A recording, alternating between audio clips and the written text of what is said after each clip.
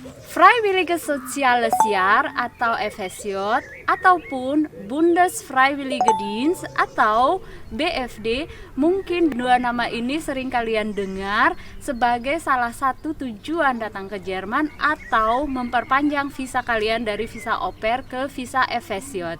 Nah, di kali ini aku mau ngebahas tentang program ini dan mengundang salah satu teman Indonesia yang sudah menyelesaikan program FSJ-nya. Kalian penasaran? Ikutin terus ya.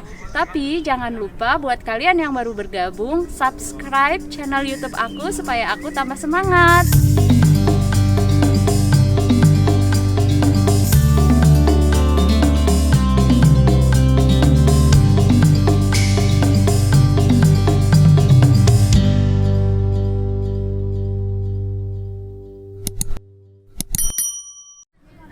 Nah, ini dia, ada Mas Atfal di vlog kali ini. Halo semuanya. Oke, Mas Atfal, kenalin diri dulu nih. Baik, nama saya Atfal Albarado. Saya umur 22 tahun. Saat ini saya berada di Jerman dengan melakukan program Ausbildung. Oke. Dan juga seperti yang dikatakan Kak Heni, Ya. saat ini membahas FSJ, sehingga saya berada di sini dan saya kebetulan memiliki 1 tahun FSJ. Pengalaman ya? Pengalaman 1 tahun Asik. FSJ. Jadi, Mas Atfal ini aslinya dari mana di Indo? Saya asli dari Jawa Timur, Banyuwangi. Oh, dari Banyuwangi. Halo Banyuwangi. Teman-teman. Oke. Dan pas datang ke Jerman itu berarti ikutan yang namanya program FSJ ya? Benar. Oke, Mas Atfal, kalau kita ngomongin soal FSJ, mungkin ada baiknya kita kupas sedikit apa sih sebetulnya pengertian FSJ ini? Baik, secara umum FSJ itu adalah Freiwilligen Sozial Jahr Iya, atau bisa dikatakan sebagai program volunteer iya, oke. di bidang sosial. Oke. Berarti aku bisa bayangin ini kegiatan sukarela Benar. yang kita lakukan di bidang sosial. Benar. Contohnya di bidang apa aja? Contohnya di bidang Rumah sakit? di rumah sakit, di Oke. rumah-rumah di mana orang yang memiliki kebutuhan khusus. Orang kayak handicap gitu kali ya? Benar. Oke. Terus setelah itu kita juga ada di kindergarten atau di TK seperti Oke. itu yang di Jerman. Iya, atau juga di Pflegeheim atau di Altersheim ya. Benar. Itu. Oke. Dan biasanya berapa lama sih FSJ ini? FSJ kurang lebih 1 tahun. Tetapi dari pemerintah Jermannya Jerman sendiri kita bisa melakukan lebih dari 1 tahun. dari 1 tahun. Contohnya ketika waktu saya dulu Ya. itu saya memiliki pengalaman teman saya Ya. yang satu tempat kerja, Ya. dia kurang lebih menghabiskan 18 bulan. Jadi 1 tahun lebih. 1,5 tahun ya. Benar, karena Gitu. waktu itu memang ada corona lah ya. Iya. Kalian semua tahu corona. Iya, Jadi iya. setelah itu mereka harus memperpanjang karena orang-orang yang mau melakukan volunteer itu jarang. Oke, dan Gitu. pada saat corona ya suwisu karena kan itu mungkin terhambat kali ya. Benar. Karena corona jadi nggak ada yang pendatang yang barunya gitu atau Benar. yang pengganti yang barunya gitu. Iya, benar. Oke. Seperti itu. Dan buat kalian teman-teman, aku tadi ekstra searching juga bahwa di kedutaan Jerman yang di Jakarta, di Merkblatt yang dikeluarkan tahun 2022 bulan April, memang tertera bahwa program FSJ atau BSD itu bisa dilakukan antara 6 bulan sampai 2 tahun ya. Iya. Maksimal 2 tahun. Benar. Dan tapi rata-rata orang ngelakuin program FSJ itu ya seperti yang Mas Atfal tadi bilang, Benar, 1 seperti tahun saya ya. yang lakukan 1 tahun Oke. kurang lebih. Oke, Mas Atfal, apa Iya. sih bedanya FSJ sama BSD? BFD ya Kak ya? Jangan BSD. lupa. Iya, Nanti BSD kayak apa? Bumi Serpong Damai Iya. ke Jakarta dong Ya ya. kembali ke sana lagi akhirnya kita kan. Benar, BFD Kak, jangan sampai Iya, salah BFD. kata lagi. BFD. BFD Oke. teman-teman. Ya. Jadi FSJ sama BFD itu memiliki perbedaan, Iya. di mana FSJ itu boleh dilakukan untuk atau oleh orang yang memiliki rentan usia ya kasarannya 0 sampai 27 tahun, maksimal 27 tahun. gitu. Maksimal 27 tahun pada saat mulainya ya, Pada bukan saat mulainya. apply visa gitu Benar, ya. benar, Oke. benar. Nah, penting nih teman-teman. Oke. Itu maksimal FSJ. Kalau BFD Ya. itu semua orang bisa melakukan. Jadi tidak ada rentan usia. Nggak ada batasan usia Nggak ada berarti? batasan usia sama sekali. Oke. Aku baru tahu nih kalau ada sebetulnya perbedaan antara FSJ dan BFD. Benar, ya. Oke. Terus perbedaan yang lainnya apa lagi? Selain itu, FSJ itu bisa dilakukan full time. Jadi full time itu atau full time. Ya. Dimana di Jerman itu full time itu 40 jam dalam 1 minggu. 1 minggu. Itu FSJ bisa melakukan. Oke. Kalau BFD, ya. dia malah lebih bagus, dia bisa melakukan full chat sama melakukan tile chat. Jadi oke. di mana dia itu dalam 1 minggu bisa melakukan 40 jam Ya. atau juga melakukan 20 jam dalam 1 minggu.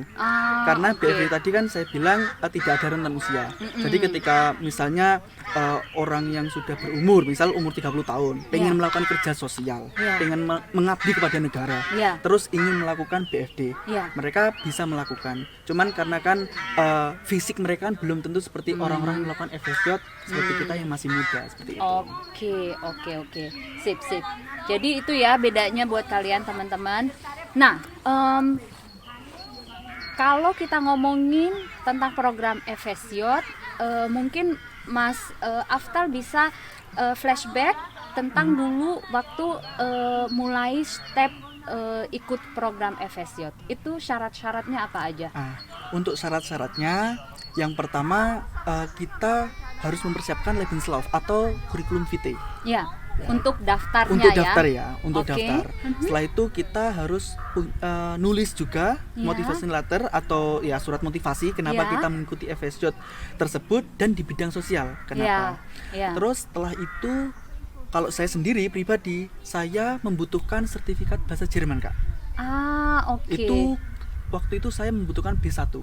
B1. Benar. Oke. Membutuhkan B1. Oke. Jadi aku simpulkan bentar ya. Ya. Jadi syarat yang pertama mungkin bisa dibilang kita harus mencari salah satu tempat kita mau FSJ-nya di mana Benar, dengan benar. cara menyiapkan Lebenslauf atau CV yang tadi Benar. dan motivation letternya Benar, gitu. benar. Nah, untuk mencari tempat FSJ ini nyarinya di mana?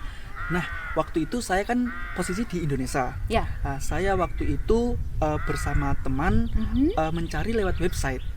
Jadi saya sebelumnya mencari tahu tentang oke. FSJ itu apa. Lah kalau Ya. sekarang kan kakak udah membuat video ini, jadi kita bisa berbagi ya, Iya, berbagi iya, informasi. iya.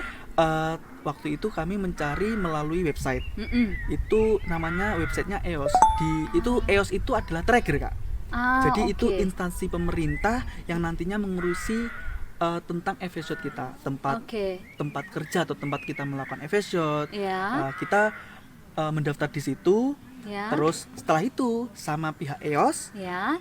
mereka mencarikan tempat untuk melakukan FSJ di Jerman. Oke. Jadi bisa aku simpulkan EOS ini kayak perantara tapi yang tidak mengambil keuntungan ya. Benar, gitu. benar, Kak, benar. Yang benar. nantinya bisa memfasilitasi antara si yang mau ikutan FSJ dan tempat di mana nanti kita mau FSJ gitu. Benar, seperti itu. Gitu. Tapi seandainya kita tidak ingin melalui perantara ini ya, Iya. mungkin bisa nggak kita langsung verban atau daftar ke instansi atau ke institusi yang langsung, misalkan rumah sakit. Benar. Itu bisa, Kak. Oh, itu gitu. itu kita bisa lakukan. Cuman kan dulu kan saya kan nggak punya kenalan ya, nggak punya kenalan orang dalam. Nah, kalau teman-teman sekarang kan bisa tanya lah ya nanti di kolom komentar atau bisa langsung message langsung Kak Heni, terus ada nggak Kak tempat di sini kan bisa Iya, gitu. iya. Nah, sedangkan saya dulu nggak punya teman kayak gitu, jadi nggak ada iya. sumber. Akhirnya saya langsung ke pusatnya. Iya, Dan pusatnya oke. itu membantu saya untuk mencarikan tempat. Oke, jadi teman-teman nama-nama trigger atau instansi yang mungkin kalian bisa cari langsung di internet itu misalkan nih ya, kita tadi udah searching dikit-dikit Diakoni, Iya. DRK atau DRK kalau bahasa Jermannya. Terus ada juga yang namanya mungkin rumah sakit yang kalian udah tahu langsung apakah itu misalkan rumah sakit milik pemerintah, Städtisches Krankenhaus atau entah apalah gitu. Jadi kalian bisa daftar langsung ke sana atau cari langsung ke sana gitu ya. Jadi itu proses yang pertama kali ya. Benar. Terus yang kedua tadi bahasa ya. Benar, bahasa. Nah, ini aku mau tambahin nih buat kalian. Jadi tadi kita sempat cari informasi juga bahwa di situs kedutaan Jerman menyebutkan tidak ada persyaratan level bahasa yang diperlukan sejak awal untuk mengikuti program Efesiot atau BFD ini. Tetapi jika kalian tidak memiliki persyaratan bahasa ini tadi, kalian harus punya surat pernyataan dari tempat di mana kalian mau ikutan Efesiot bahwa kalian memang nggak butuh surat bahasa, sertifikat bahasa supaya tidak ada konflik. Benar, kali tidak ya. ada. Genau, seperti itu Kak. Tapi kesimpulannya Mas Aftal apa? Bahasa perlu atau enggak? Sertifikat? Kalau menurut saya perlu sih Kak. Iya. Pasti perlu. Menurut Kakak juga perlu kan? Pasti Karena banget. kita juga mau ke negara orang. Apa yang kita bawa? Masa kita di sini ngobrol pakai bahasa Indonesia? Bahasa Jawa? Sepinter-pinternya kita belajar otodidak ya. Minimal. Sertifikat itu tetap harus kita sarankan. Bener. Minimal A1 ya. Minimal A1 Iya. harus kalian punya. Iya. Oke, jadi nyari tempat Efesiot tadi udah, terus bahasa udah, terus yang proses yang berikutnya apa yang harus kita miliki? Proses yang berikutnya itu Vertrag. Jadi ya, okay. kontrak. Tapi sebelum dapat kontrak Kak, sebelum dapat kontrak itu tidak mudah. Jadi teman-teman harus, ya itu sih Kak, maksudnya kalian kalau nggak memiliki sertifikat bahasa, kalian bisa bahasa Jerman melalui otodidak seperti yang Kakak bilang. Nah, sebelum dapat Vertrag kita kan harus melakukan wawancara. Oke. Jadi pihak tempat Efesiot kita itu akan melakukan wawancara dengan kita. Tujuannya apa? Tujuannya untuk mengetahui untuk apa kita datang ke Jerman. Karena kan biasanya kan orang-orang datang ke Jerman terus Efesiot itu hanya untuk bersenang-senang. Nah, sedangkan pihak Efesiot itu sudah menaruh harapan besar ketika kita melakukan Efesiot di sana, mengabdi untuk mereka, membantu mereka. Mereka kan berharap ya tolong bekerja semaksimal seperti apa yang kalian sudah canangkan waktu di Indonesia seperti itu. Iya. Seperti Jadi bisa dibayangkan sebetulnya proses sebelum mengajukan visa ini ada proses seperti rekrutmen. Benar. Sebagai karyawan baru atau tenaga kerja baru kerja ya, prosesnya gitu. Oke. Dulu Mas Aftal diwawancara juga nggak sama pihak mereka? Iya, diwawancarai langsung sama bosnya malah Kak. Dari tempat kerja itu. Dulu online atau gimana? Dulu online melewati Skype, aplikasi Skype. Mungkin kalau sekarang ya lebih modern mungkin Zoom ya Kak. Iya, oke. Jadi kalian bisa bayangkan teman-teman, jadi kalau kalian sudah menulis atau memasukkan surat lamaran sebagai Efesiot, nanti kalian terima feedbacknya dari mereka dengan cara interview lagi supaya mereka punya kesan dengan kalian walaupun itu hanya sekedar online ya gitu. Jadi tatap muka lah ya Kak ya. Tahu ini orangnya gitu. Supaya nggak beli kucing dalam karung kali ya. Iya. Tahu-tahu isinya bukan kucing lagi. Iya benar-benar. Oke, berarti setelah itu baru nih masuk ke urusan Vertrag ya. Benar, urusan Vertrag. Terus setelah itu ya urusan visa dan lain-lain sebagainya. Iya, dokumen-dokumen yang lainnya ya. Iya, gitu. Jadi kayak misalkan seperti yang udah Mas Aftal tadi bilang, paspor pastinya. Paspor pasti, terus foto biometris 3x4 kurang lebih. Iya. Terus ada lagi kayak surat pernyataan gitu kali ya, kuesioner yang harus diisi. Bener, gitu. Kuesioner yang harus diisi. Kita mau ngapain aja gitu sih Kak. Oke. Nah, ini kelengkapan informasi tentang Efesiot kalian bisa lihat di situsnya Kedutaan Jerman di Merkblatt dari bulan April 2022. Oke? Nah, menarik sekali nih Mas Aftal cerita tentang persyaratan, dan sekarang Mas Aftal udah nyampe Jerman dan udah selesai malah program Efesiotnya. Benar Kak. Jadi aku mau tanya nih, coba ceritain waktu ngikutin program Efesiotnya itu kayak gimana? Ceritain dulu dari Einrichtungnya, terus tugasnya ngapa-ngapain aja dan sebagainya. Ya.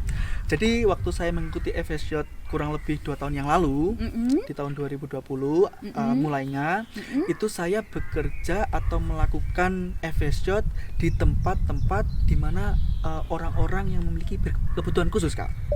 Jadi tidak hanya kebutuhan khusus fisik, tapi juga mental.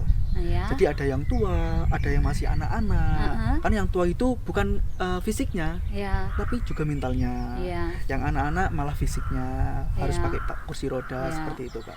Jadi kalau bahasa Jermannya mungkin bisa disebutkan Einrichtung für Menschen mit Behinderung kali ya, atau institusi untuk orang-orang dengan handicap, baik itu handicap secara fisik ataupun secara mental. Benar seperti itu, Kak. Mungkin sedikit secara keseluruhan di Jerman bisa diceritain kayak gimana sih orang dengan handicap kalau di Jerman itu? Jadi orang-orang yang memiliki kebutuhan khusus di Jerman itu mereka benar-benar diperhatikan oleh pemerintah. Itu makanya dia bedanya. Kenapa FSJ tadi itu adalah mereka yang dinaungi oleh Traeger tadi atau saya EOS itu dimana dia instansi pemerintah daerah. Bahkan BFD tadi kan mungkin belum kita sebutkan ya. Oh ya. Ya itu kan BFD itu kan dia itu dinaungi oleh pemerintah pusat. Nah, ketika pemerintah sudah jalan dan mereka memperhatikan kayak rumah sakit, kayak tempat-tempat di mana saya melakukan FSJ dengan orang-orang berkebutuhan khusus, berarti kan orang-orang berkebutuhan khusus itu tidak diterlantarkan. Benar. Ya, makanya banyak Einrichtung atau institusi tempat orang yang dengan handicap ini dirawat atau diasuh kali ya. Dirawat, dijaga, diawasi, diperhatikan lah, Kak. Ya. Benar. Terus dulu tugasnya ngapain aja? Dulu saya mengawasi, selain mengawasi juga memperhatikan. Terus kalau dalam segi spesifiknya saya juga menemani mandi.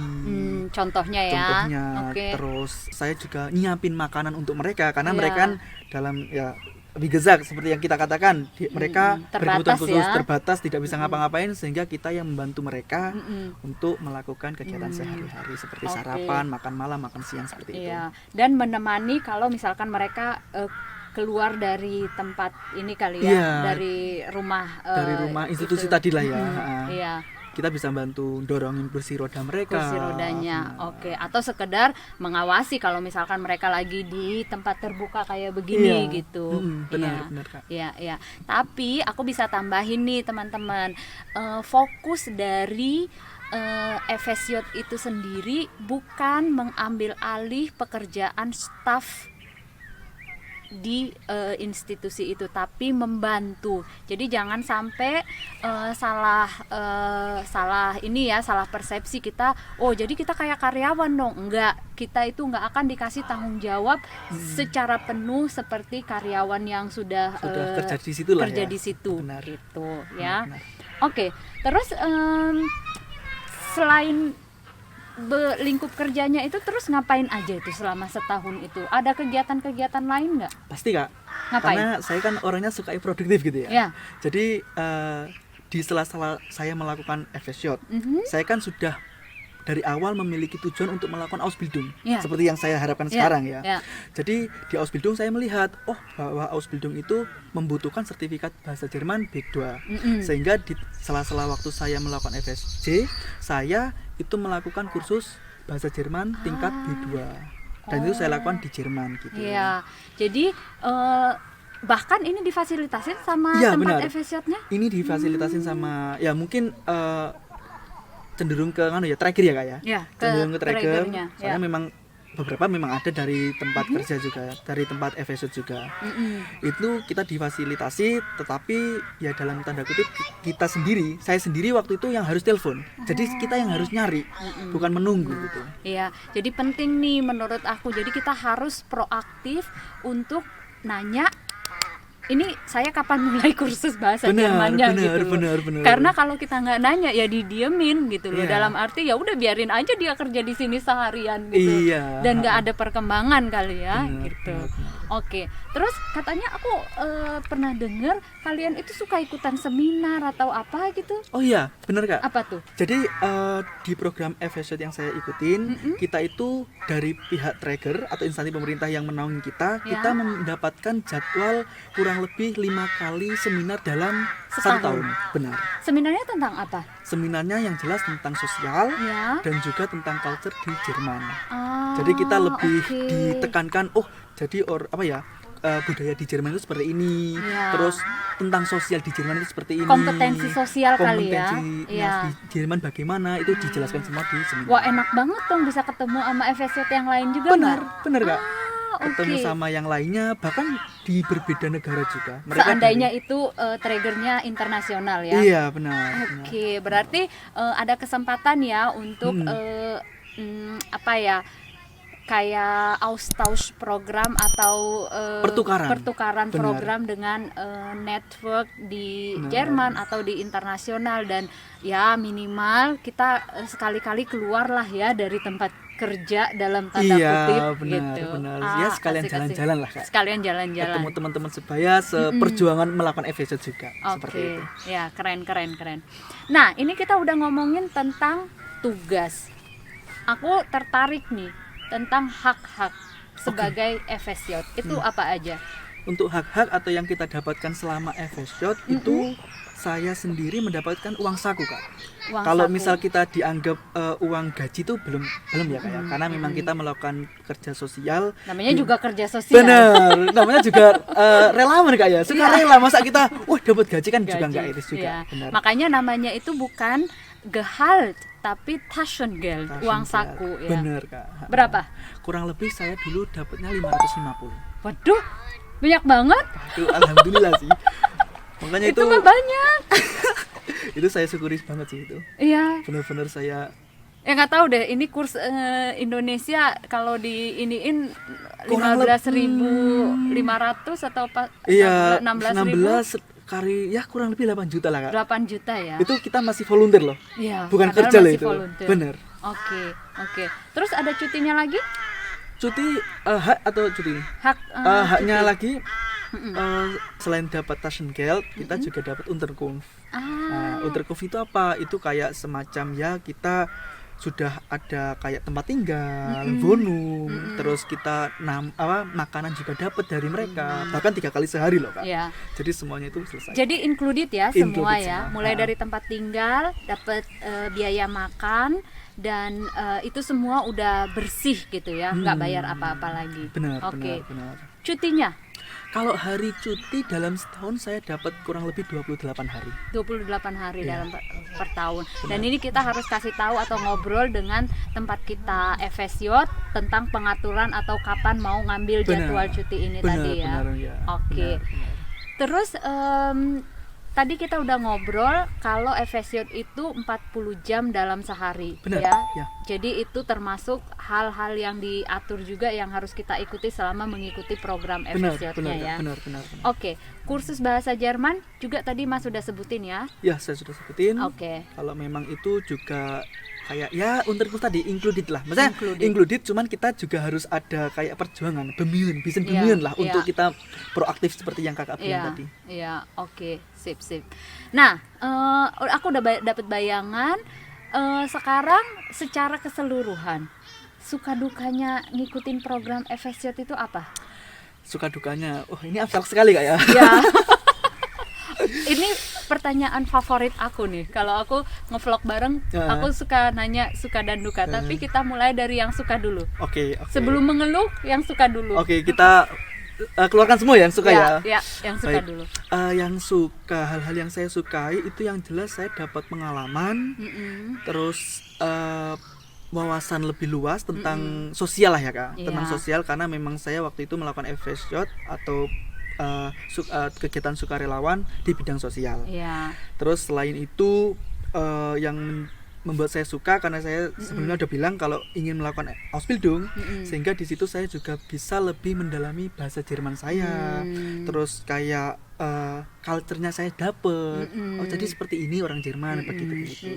Jadi Ya. lebih ya lebih atmosfernya lebih Iya. masuk lah, maksudnya untuk ke depan gitu, Iya. seperti itu. Dan aku bisa tambahin kali ya, ini pengalaman hidup ya, oke. Tapi uniknya menurut aku ini fokusnya ke dunia kerja kali ya.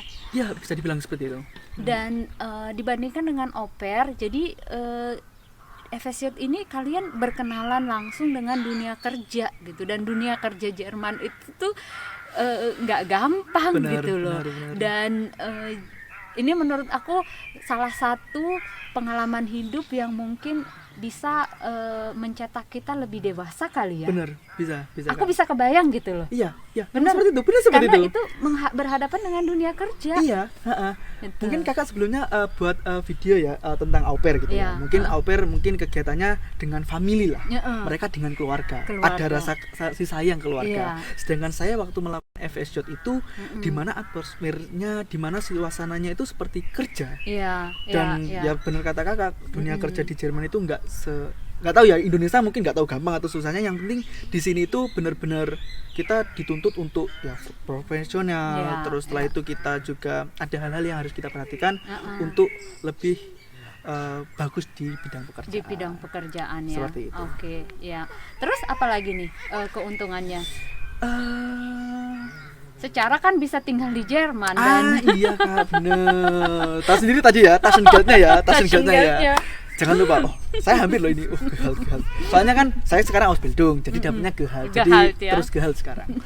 Taschengeldnya kurang lebih 550. Dan itu kurang lebih 8 juta sekian ketika dirupiahkan.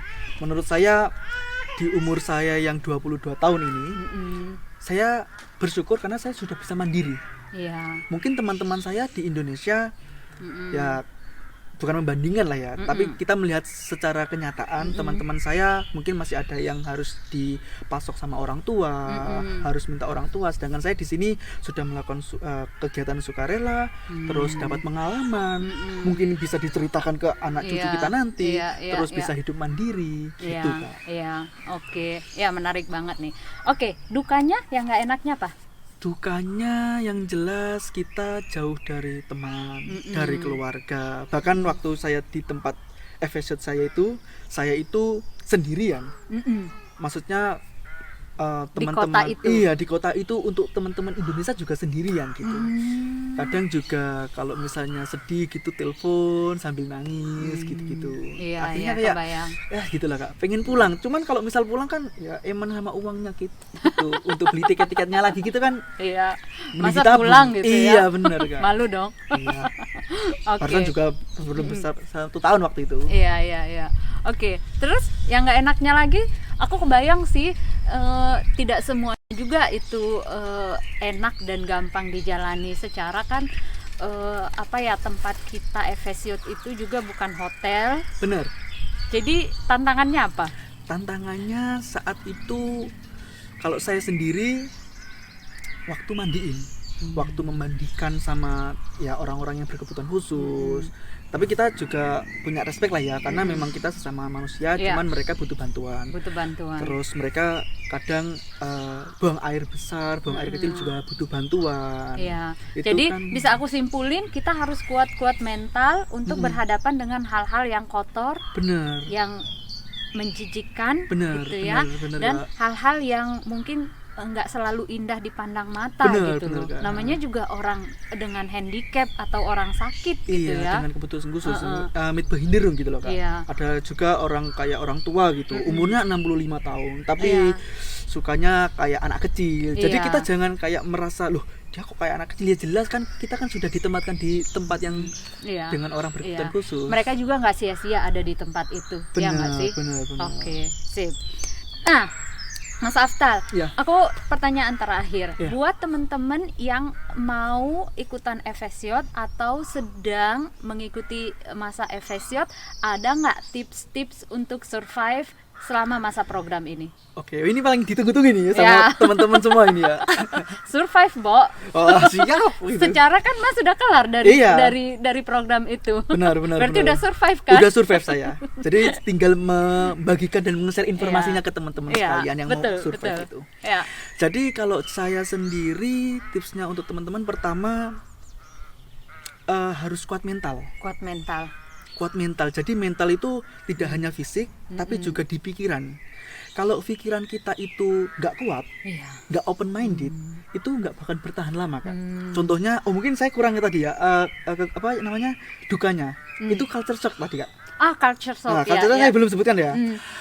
Waktu saya episode datang, mereka mengajak saya untuk sarapan bareng. Iya. Masalahnya sarapannya mereka itu roti semua.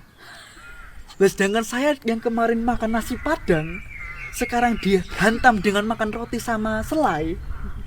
Rotinya, kalau roti Indonesia enak kan, misalnya sari roti gitu misalnya. Manis ya. Iya, di sini rotinya pahit loh, Kak. Bitter gitu, kayak nggak ada rasanya. Ya dimakan, oke dimakan, tapi setelah itu langsung ke kamar mandi mual, muntah, Kak. Udah gitu rotinya keras lagi. Iya, keras. Jadi kayak apa ya, bahasa Jawanya kesulitan gitu, Kak. Kebayang. Seperti itu.